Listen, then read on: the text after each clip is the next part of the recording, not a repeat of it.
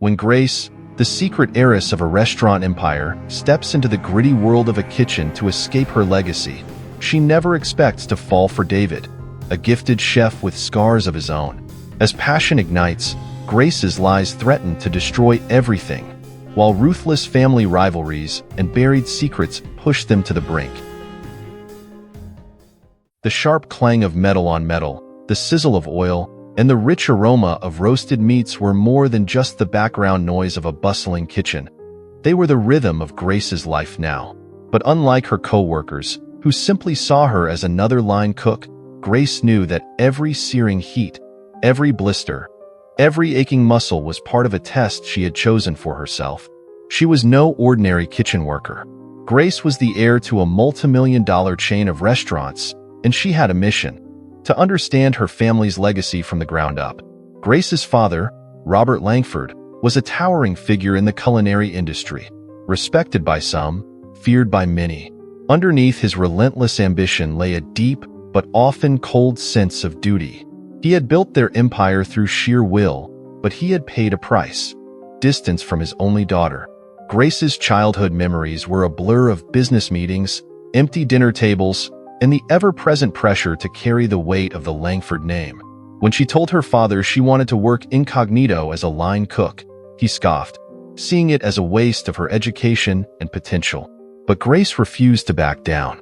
This was her way of proving herself, not to him, but to herself. The kitchen was unforgiving. On her first day, she nearly quit after burning her hand on a hot skillet and being berated by the sous chef for slowing down the line. But quitting wasn't an option. Grace returned the next day, determined to earn her place. She scrubbed pots until her fingers were raw, memorized recipes until she could recite them in her sleep, and watched the veteran cooks with laser focus. Her bruises and burns became badges of honor, each one a reminder of the gap she needed to close between who she was and who she wanted to be. Amidst the chaos, Grace began to notice patterns, the unspoken rules of the kitchen, the camaraderie forged through exhaustion, and the hierarchy that dictated who was respected and who was overlooked. She took mental notes, recording moments of brilliance and failure, leadership and neglect. At night, she would jot everything down, filling pages with observations that would one day shape how she led her family's empire. But her mission was not without loneliness. Surrounded by people but isolated by her secret, Grace buried herself in work, desperate to belong. Then David arrived. He walked in with a calm confidence that stood out in the frantic energy of the kitchen. Tall and lean, with sharp eyes that missed nothing, David was an enigma from the start. He moved with the ease of someone who had spent years perfecting his craft, and within hours, it was clear that he was no ordinary chef. Grace observed him from a distance, wary but intrigued. She saw the way he experimented with flavors, the way he treated every dish as a story waiting to be told. His passion reminded her of why she had fallen in love with food in the first place, long before it became tied to family expectations and corporate goals. Their first real interaction came during a late-night rush. Orders piled up, tempers flared, and a mistake sent the kitchen spiraling. A junior cook accidentally dropped a tray of ingredients, setting everyone back. As frustration mounted, Grace jumped in to help, scrambling to salvage what she could. To her surprise, David was right beside her. "Let's get through this," he said, his tone steady but urgent. They worked side by side, chopping, stirring, and plating with desperate efficiency. When the final plate left the pass, the kitchen erupted into applause, but Grace barely noticed. She was too focused on catching her breath and on David, whose quick smile told her he had known they would make it through all along. In the weeks that followed, Grace and David often found themselves working together. He was endlessly curious, always trying new techniques, pushing boundaries. Grace admired that about him, but she kept her distance. Trust was dangerous when secrets lay between them. David, however, seemed determined to break through her walls. He asked about her opinions on dishes, invited her to test new recipes, and, slowly, earned her reluctant respect. But not everyone in the kitchen welcomed David's talent. Some saw him as a threat, a competitor who might steal their opportunities. Grace noticed the way whispers followed him, how some co-workers resented his rise. She had seen it before, talent-bred envy. She knew that standing out too much in a world like this came with a price. One evening, as they cleaned up after closing, David leaned against the counter, watching her scrub pots. "You know," he said, a hint of amusement in his voice, "most people would kill for a cushy job in a fancy restaurant instead of this." Grace stiffened. Was he mocking her? "Some of us don't have that option," she replied tightly, scrubbing harder. "Is that what you think?" he asked, his tone softening. "I've been in those places. It's not what you'd expect. This," he gestured around the worn, chaotic kitchen. "This is where the real magic happens, where people fight for every ounce of respect." Surprised by his sincerity, Grace paused. "Why are you here, then?" David's smile faded, replaced by a seriousness she hadn't seen before. "Sometimes you have to start over. Build yourself back up, even if it means starting at the bottom." His words struck a chord. Grace wanted to know more but feared where it might lead. She nodded, not trusting herself to speak, and returned to her work. But that conversation stayed with her, as did every moment they shared afterward. Slowly, despite her best efforts, Grace found herself drawn to David, not just for his talent, but for the glimpses of vulnerability he allowed her to see. Still, her secret loomed large. Every time she thought about revealing her true identity, fear crept in. Would David see her differently? Would he think she was just another privileged woman playing at being a line cook? The thought of losing his respect was almost too much to bear. But one thing was clear: Grace's mission had changed. It was no longer just about proving herself to her father. It was about finding her place in a world that had once felt so far away, and holding on to the one person who made it feel real. Over the following weeks, Grace and David's paths crossed in increasingly meaningful ways. The kitchen remained a hotbed of chaos, but it became the backdrop for moments of quiet connection between them. Though Grace kept her guard up, she couldn't deny the pull she felt toward David. It was more than just admiration for his talent. He challenged her, made her laugh when she least expected it, and pushed her to be better. David, for his part, was captivated by Grace's drive. He could see the fire in her, the desire to prove herself in a world that didn't give second chances. To him, she was different from the other line cooks, more thoughtful, more determined, and with a quiet intensity that drew him in. He often caught himself watching her, curious about what lay beneath her tough exterior. But Grace wasn't one to open up easily. He would have to earn her trust. One evening, after a particularly grueling dinner rush, the two lingered in the kitchen. Most of the staff had already left, leaving behind only the hum of the refrigerators and the faint clinking of metal as Grace meticulously cleaned her station. David, wiping down his knives, broke the silence. "You know," he said, his voice light, "I've never seen anyone scrub a counter with such determination." Grace smirked without looking up. "Clean station, clear mind. Isn't that what they teach in culinary school?" David chuckled. "Is that where you learned it? Because you work like someone who's been in the trenches for a while." "Maybe I have," she said, the playful tone masking the truth of her double life. She put down the rag and turned to face him. "What about you? What made you choose this life?" David hesitated. It wasn't something he liked to talk about, but Grace's gaze was steady, and for a moment, he felt like he could trust her. "It wasn't really a choice," he admitted, "more like a necessity. Cooking was an escape. And then it became everything." "An escape?" she pressed gently. He nodded, his eyes distant. "My mom used to say that food could make people forget their troubles, even for a little while. I guess I wanted to believe that. So I chased it, even when it meant leaving behind things I cared about." Grace heard the pain beneath his words. She wanted to ask more, to understand what he had lost, but something held her back. Instead, she offered a simple, "I get it." Silence stretched between them, comfortable but charged. It was David who finally spoke, breaking the tension with a smile. "Want to see something cool?" Before she could answer, he led her to a back storage room, where he had set up a makeshift experiment station. Jars of spices, odd ingredients, and half-finished recipes cluttered the space. "I tinker," he said sheepishly. "Helps me think." Grace's eyes lit up. "This is amazing. She picked up a jar of smoked salt and sniffed it, savoring the rich aroma. "What are you working on?" "Infused oils," David said, his enthusiasm contagious. "Trying to get the right balance for a new sauce." For the next hour, they tasted, mixed, and debated. Grace found herself lost in the moment, enjoying every second of their collaboration. When they finally emerged, the kitchen was dark, and the world outside felt far away. David walked her to the door, lingering as if he had something more to say. But instead, he simply smiled. "Good night, Grace." "Good night, David," she replied, her heart pounding as she walked away. Their bond deepened with each passing day. In the kitchen, they became an unstoppable team, anticipating each other's moves and finishing each other's tasks. Customers began to notice the subtle changes in the menu. New flavors, bold combinations, dishes that spoke of experimentation and passion. The praise they received filled Grace with a sense of pride she hadn't felt in a long time. But more than that, she cherished the partnership she and David were building. Outside of work, they found excuses to spend time together.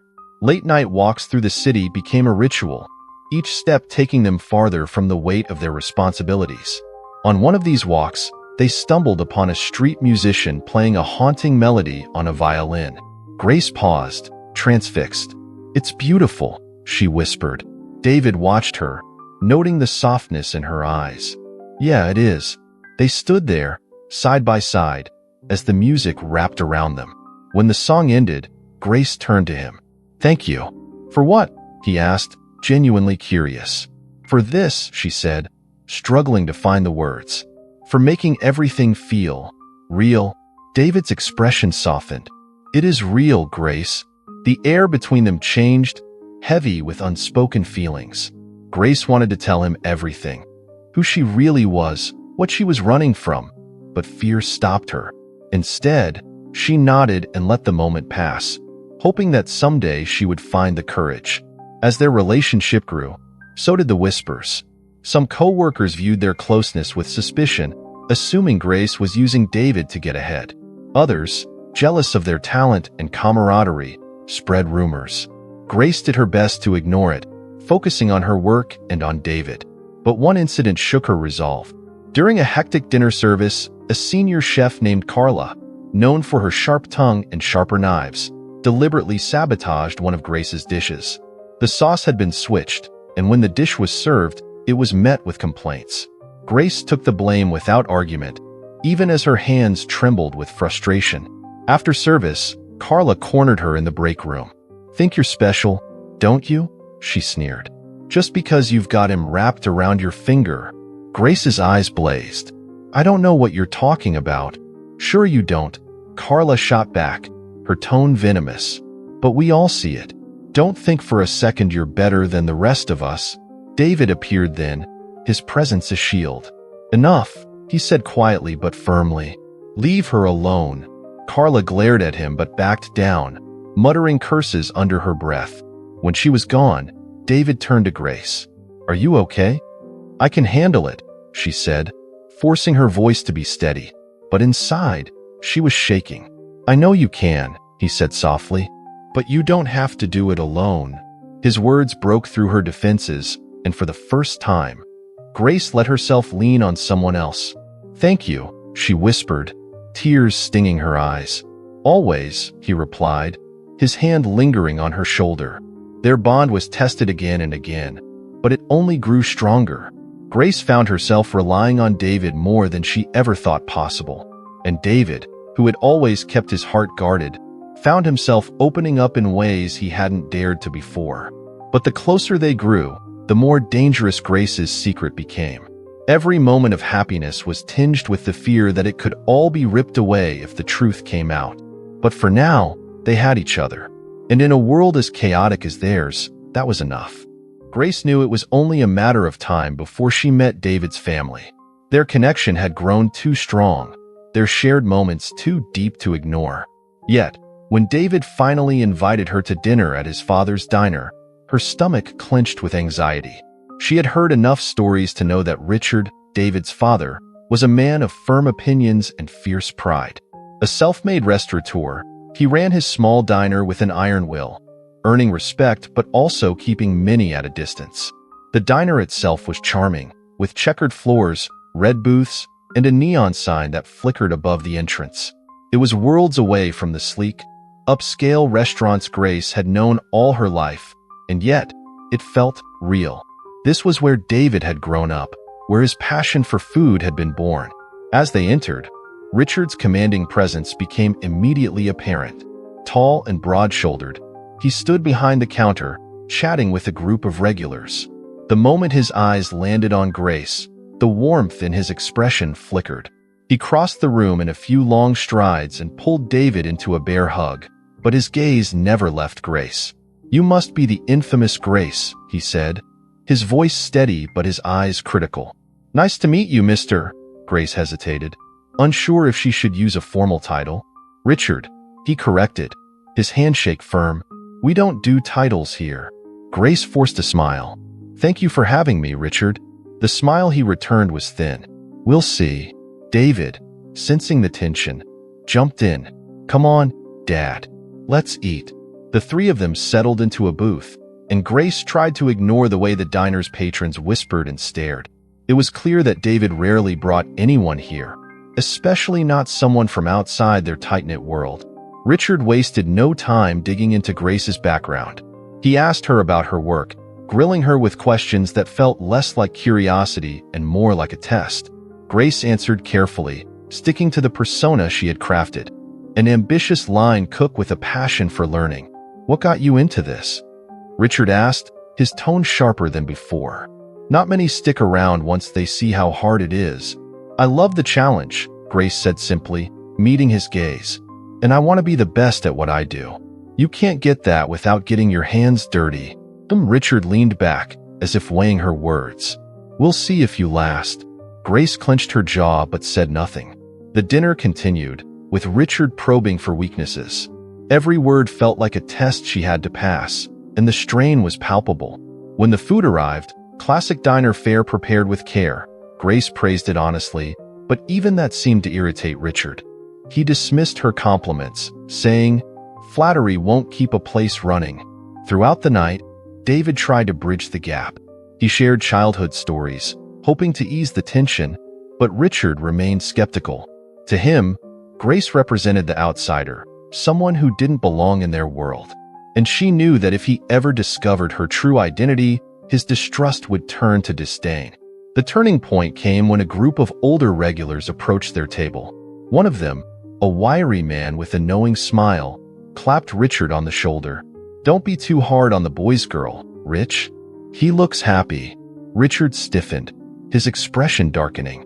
"She's not what you think." The comment hung in the air, heavy with implication. Grace's cheeks burned, and she cast a glance at David, who looked equally tense. He opened his mouth to speak, but Grace cut him off. "It's okay," she said quietly, though her heart pounded in her chest. "No," David said, his voice firm. "It's not." The regulars, sensing they had overstayed their welcome, quickly retreated. Richard leaned forward, his eyes cold. "You don't know what this life is," he said to Grace. "You can't just walk in and think you belong." "Dad, stop," David said, anger flashing in his eyes. Richard ignored him. "You think it's about passion? About pretty words and compliments? This place," he gestured around the diner, "it's built on sacrifice, blood, sweat, and tears. And people like you. You don't stick around when it gets tough." "Richard, that's enough." David's voice echoed through the diner, drawing curious looks. He turned to Grace, his face a mix of frustration and apology. "I'm sorry. You don't deserve this." Grace's throat tightened. She wanted to argue, to defend herself, but the truth was too close to the surface. She had never known true sacrifice, not like Richard described. "It's okay," she whispered again, but her voice broke. The rest of the meal passed in strained silence. Grace barely tasted the food. She could feel Richard's eyes on her, searching for cracks in her facade. When they finally left, the tension lingered like a weight pressing down on her chest. Outside, the night air was cool, but it did little to soothe her nerves. David walked her home, his expression troubled. "He's complicated," he said finally, "but he'll come around. He just needs time." "I'm not sure he ever will," Grace said, the words heavy with resignation. "He sees me as an outsider. And maybe he's right." "No," David said, his voice fierce. "He's wrong. He's been burned before. It makes him wary." Grace stopped walking and turned to him. "Does it matter? If he never accepts me?" "It matters," David said quietly, "but not enough to change how I feel." For a moment, the world felt smaller. Just the two of them standing in the darkness, clinging to each other despite everything. Grace wanted to believe that love was enough. But as she looked into David's eyes, she saw the conflict there. Richard's disapproval wasn't just about her. It was about the life David had chosen, the path that had taken him away from his father's legacy. The next day, the tension between them lingered. Grace buried herself in work, determined to prove herself, not just to Richard, but to everyone. She pushed herself harder, stayed later, and refused to show weakness. But the weight of her secret grew heavier. Each interaction with David reminded her of what was at stake. She had thought that honesty could wait, that they could build something real before the truth came out. Now, she wasn't so sure. One afternoon, as she worked the line, a familiar figure appeared at the edge of the kitchen. Grace's heart sank. Her father. He stood with an air of authority that was impossible to ignore, his gaze scanning the room until it landed on her. She knew why he was here. He had heard about the tension with Richard and wanted to fix it, but Grace didn't want his help. She wanted to handle this on her own. Their brief conversation was tense, filled with warnings and subtle threats. "This charade has gone on long enough," he said, his voice cold. "You've proven your point." "No," Grace replied, her jaw set. "Not yet." Their exchange drew attention, including Richard's. He approached, suspicion written all over his face. "Is this your father?"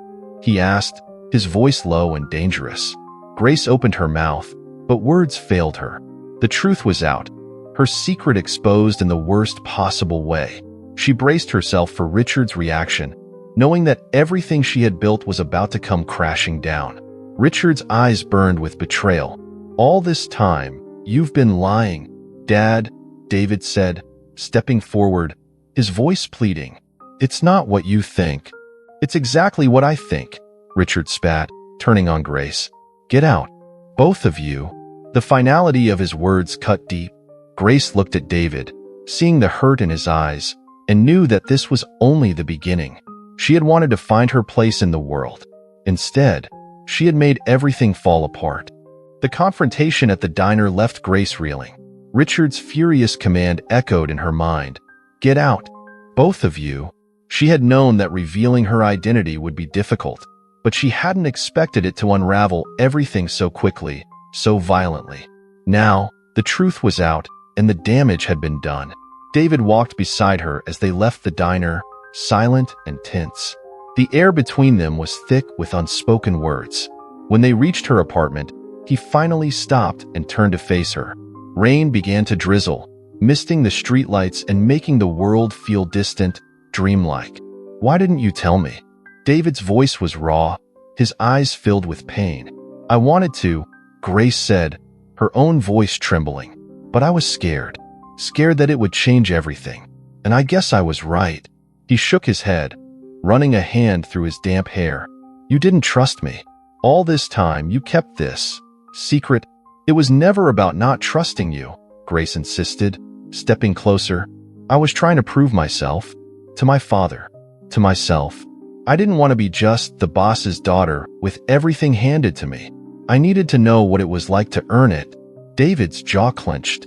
"And what about me? Was I just part of the experiment?" "No." Her denial was instant, desperate. "David, you're the only thing that's real in all of this." He looked away, his expression unreadable. "It doesn't feel real anymore." The rain grew heavier, soaking through their clothes. Grace reached for him, but he pulled back, his eyes full of conflict. "I need time," he said finally, "to figure out how I feel about all of this." Before she could respond, he walked away, disappearing into the rain-soaked night. Grace stood there, her heart pounding and her world crumbling around her. The next few days were a blur. Grace threw herself into work, trying to drown out the ache of losing David and the humiliation of being exposed. The kitchen, once her sanctuary, now felt like a battlefield. Her co-workers whispered behind her back, their words laced with suspicion and jealousy. They had respected her as one of their own. Now they saw her as an intruder, a fraud who had deceived them all. Even worse was the knowledge that her father had orchestrated the confrontation. He had always been ruthless, but she hadn't expected him to interfere so directly in her life. When he appeared at the restaurant one evening, Grace confronted him in the alleyway behind the kitchen, away from prying eyes. "You had no right," she said, her voice low and furious. Her father's expression was cold, unyielding. "I have every right. You're my daughter, and this charade of yours has gone on long enough." "This wasn't about you," she shot back. "It was about me. About finding my place." "Your place," he sneered. "Your place is with the family business. Not pretending to be someone you're not." "Pretending?" Grace's voice rose, anger boiling over. "I worked for everything here. I earned it. And you couldn't stand it, could you? You had to come in and tear it all apart." He stepped closer, his eyes hard. "You think this little experiment of yours means anything? You're still a Langford. You don't get to walk away from that." Grace felt the weight of his words like a punch to the gut. He would never see her as anything more than an extension of his legacy, a pawn to be moved at his discretion. "You're wrong," she said, her voice trembling but firm. "I'm more than that, and I'll prove it." With that, she turned and walked away, leaving her father standing in the rain-soaked alley. But as she re-entered the restaurant, she knew that proving herself wouldn't be easy. The walls were closing in, and the people she had worked so hard to connect with now saw her as an outsider. She needed allies. She needed to make things right with David. But first, she had to face Richard. It took all her courage to return to the diner. The lights were dim, and the place felt empty without its usual bustle. Richard was behind the counter, cleaning with slow, deliberate movements. He didn't look up when she entered. "Richard," she said softly. He kept scrubbing, his jaw tight. "I told you to leave." "I'm not here to cause trouble," Grace said, stepping closer. I need you to understand." "There's nothing to understand," he said, his voice cold. "You lied. You played with people's lives." "It wasn't like that," she pleaded. "I wanted to learn, to be better." Richard finally looked at her, his eyes blazing. "Better? Better than what? Than me? Than everyone else here? You think you're so different?" "No." Grace's voice cracked. "I just wanted to belong. I didn't want my name to define me." He stared at her for a long moment, the silence stretching painfully. "You don't get it, do you? You can't just walk into people's lives and pretend to be one of them. And then, when it suits you, reveal that you're something else entirely. People trusted you. David trusted you." The mention of David made her chest tighten. "I didn't want to hurt him," she whispered. "But you did." Richard's voice was flat. "And now you need to leave." Grace's shoulders sagged. She had hoped for a different outcome, a chance to explain herself, to make amends. But Richard's anger was immovable. As she walked away, she felt the weight of her choices pressing down on her. She had tried to find herself, but in doing so, she had hurt the people she cared about most. Back at the restaurant, Grace found herself at a crossroads. Her secret was out. She had nothing left to hide. If she wanted to earn back the trust she had lost, she would have to do it the hard way, by proving, day by day, that she was more than just a name. But it wouldn't be easy. The whispers, the glares, the distrust, it all felt insurmountable. Then, one night, David showed up. He looked exhausted, as if he had been wrestling with himself for days. They stood in the empty dining room, the air between them heavy with everything left unsaid. "I've been thinking," he said, breaking the silence. "About us. About everything." Grace held her breath. "I don't know if I can trust you again," he admitted, his voice pained. "But I want to try." Tears filled her eyes. "I'm so sorry, David." "I know," he said, "but sorry isn't enough. You have to show me. You have to prove that this wasn't all just a game." "I will," she promised, her voice steady despite the tears. "I'll prove it. Every day." For a moment, they stood there, two people trying to find a way back to each other. It wouldn't be easy. Trust had been broken, and scars would take time to heal. But for the first time in days, Grace felt a flicker of hope. The next morning, she walked into the kitchen with renewed determination. She would earn back the respect she had lost, not through words but through action. She would fight for her place, just as she always had, and she would show David and Richard that she was more than just the daughter of a wealthy man. She was Grace, and she wouldn't give up. The tension between Grace, David, and Richard simmered like a pot on the verge of boiling over. Grace focused all her energy on earning back respect through hard work, humility, and relentless determination. The whispers in the kitchen grew quieter as people saw her efforts. Grace showed up first and left last, her hands raw from scrubbing pots, her mind racing with ideas for improving the restaurant. But trust was a fragile thing, especially with Richard, who remained a looming figure of disapproval. As Grace fought to rebuild her place, trouble found its way to Richard's diner. A flashy new chain restaurant opened just a block away, drawing customers with aggressive promotions and trendy decor. Regulars began trickling away, lured by bright lights and lower prices. Grace suspected her father had a hand in it, using his influence to pressure Richard and drive a wedge deeper between him and David. She couldn't prove it, but guilt gnawed at her all the same. The diner's decline was slow but painful to watch. Grace returned one evening to find Richard alone, staring at empty booths. He barely glanced up as she approached, his shoulders sagging with defeat. "Come to see the old man lose everything?" he asked bitterly. "No," Grace said softly, sitting across from him. "I came to help." He laughed, a hollow, bitter sound.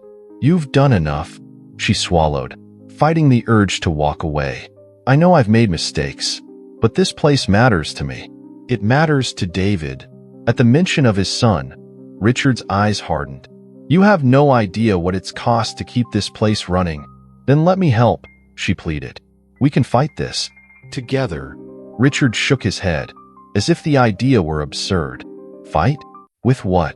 Loyalty doesn't pay the bills." "I'm not talking about money," Grace insisted. "We can make this place better. Change the menu, draw in new customers. People care about you, Richard. We just need to remind them why." He glared at her, the weight of years of pride and hurt reflected in his eyes. "Why are you doing this?" "Because I care," she said simply. "And because I love your son." The words hung between them. Richard's expression was unreadable, but for a brief moment, his shoulders relaxed. Then, just as quickly, his defenses slammed back into place. "Love isn't enough," he muttered, turning away. Grace left that night feeling defeated, but she wasn't ready to give up. She enlisted the help of the diner's remaining staff, rallying them with a promise. They would fight for their place, no matter the odds. David joined her, hesitant at first but driven by a fierce loyalty to the life his father had built. Together, they worked to create new dishes, renovate the space, and spread the word through social media. Slowly, customers trickled back, drawn by nostalgia and curiosity. But the revival was fragile, and Richard resisted every change. He clung to the past, convinced that the diner's legacy was slipping away. His pride became a wall that no one, not even David, could break through. One afternoon, as they argued over a new menu item, David finally snapped. "Why can't you let go?" he demanded, his voice raw with frustration. "Why can't you see that we're trying to help?" "Help?" Richard spat, his face red. "By turning this place into something it's not? By letting her," he pointed at Grace, "take over?" "I'm not trying to take over," Grace interjected, her voice calm but firm. "I'm trying to keep this place alive." Richard shook his head. "You think you know what it means to sacrifice? To build something from nothing? You know nothing, girl." "Then teach me," Grace shot back. "Show me what it takes." The challenge hung in the air, but Richard turned away. It's too late. The next few days were a blur of desperation. The diner's struggles became public knowledge, and whispers of its possible closure spread.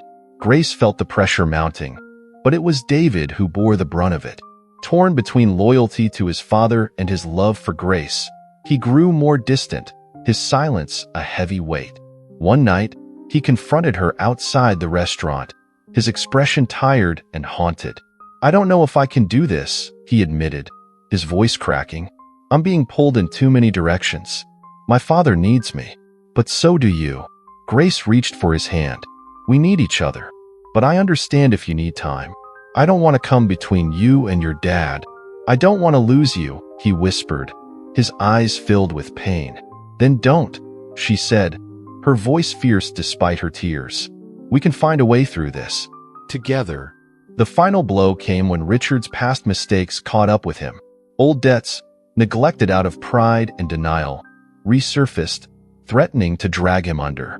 His creditors came knocking, and for the first time, Richard was forced to confront the reality he had spent years avoiding. Grace watched as he grappled with humiliation, his proud facade crumbling. It was painful to witness, but it also offered a sliver of hope. Maybe now, with nothing left to hide behind, he would accept help. David and Grace stood by him, offering support, but Richard's shame ran deep. "I failed," he said one night, his voice barely audible. "Everything I built, it's gone." "You didn't fail," David said, his voice firm but gentle. "You built something that mattered, something worth saving." "It's not too late," Grace added, her eyes pleading.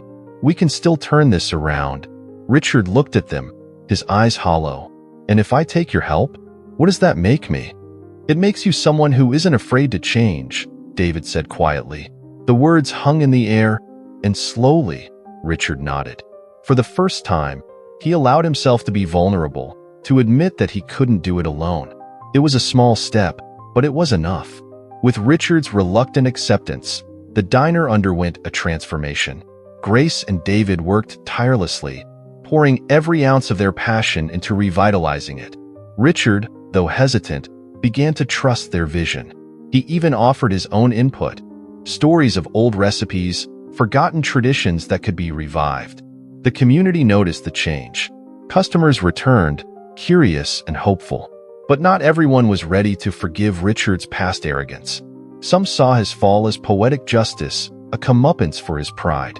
Richard faced their scorn with quiet dignity, determined to make amends. He reached out to old friends, apologized where needed, and accepted their judgment with humility. It wasn't easy, but it was necessary. One day, as they prepared for a busy evening service, Richard approached Grace. "I've been hard on you," he said gruffly. "Too hard." "You had your reasons," Grace replied, surprised by his admission. "No," Richard said, shaking his head. "I was wrong. I see that now. You're good for this place." For him. Tears welled up in her eyes. "Thank you." Richard nodded, his expression softening. "Just don't burn the burgers." It was a small joke, but it carried weight. It was the beginning of something new, a fragile truce built on mutual respect. Grace knew they had a long way to go, but for the first time, she felt hope. Together, they could rebuild, not just the diner, but the trust that had been shattered. In the weeks that followed Richard's reluctant acceptance of help, the diner slowly came back to life. It wasn't an overnight success story.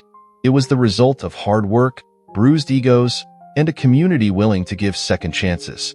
Grace, David, and Richard worked side by side, each carrying their own burdens but moving forward together. They faced setbacks, but for every moment of doubt, there was a small victory, a loyal customer's return, a new dish that became a hit, or simply the laughter of patrons filling the air. Richard remained wary of change, but he opened up bit by bit. He shared stories of the diner's early days, how he built it from the ground up, the sacrifices he'd made, and the people who had helped him along the way. Grace listened intently, eager to learn, while David quietly supported them both. For the first time, the three of them felt like a team.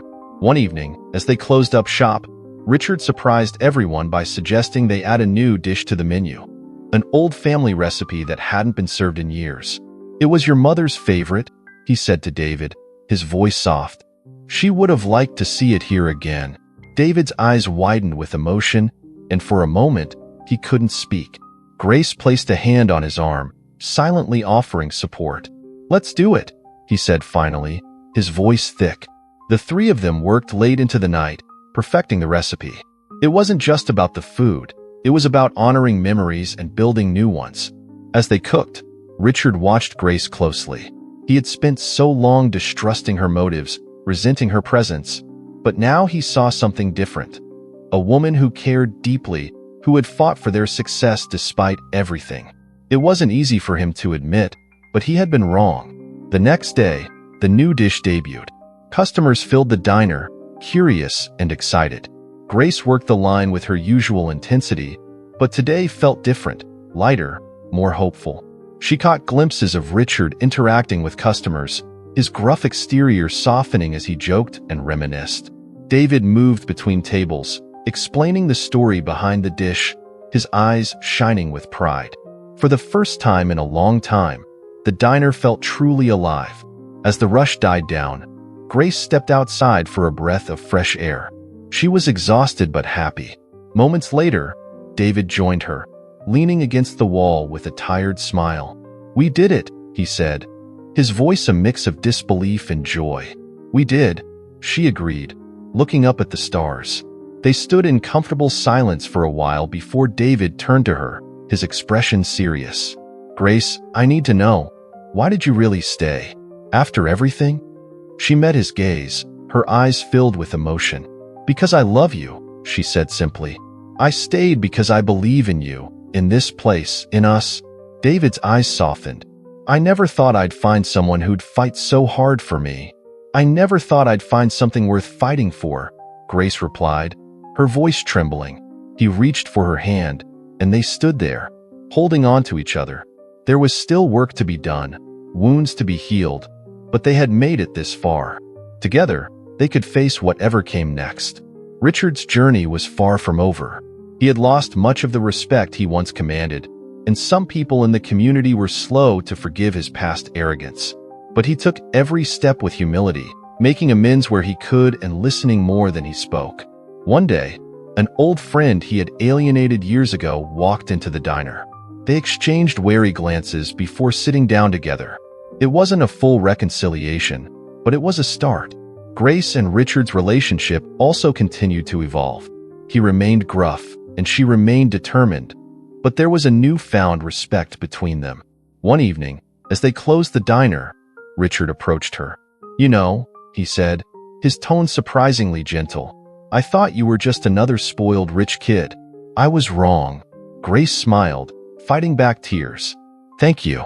Don't make me regret it," he grumbled, but there was a hint of a smile on his face. As the months passed, the diner flourished. Grace's influence brought new life to the menu, while Richard's old-school charm kept the community coming back. David found his place, bridging the gap between tradition and innovation. Together, they created something greater than any of them could have achieved alone. One evening, the three of them sat down for a quiet meal after closing. The diner was empty, the lights dimmed. It was a simple meal, one of Richard's old recipes, cooked to perfection. They ate in comfortable silence, savoring the food and the hard-won peace they had built. When they finished, Richard raised his glass. "To second chances," he said gruffly. "To new beginnings," David added, glancing at Grace. "To family," Grace said softly, her voice catching. They clinked their glasses together, the sound echoing through the empty diner. It wasn't perfect. It never would be. But it was real, and it was theirs.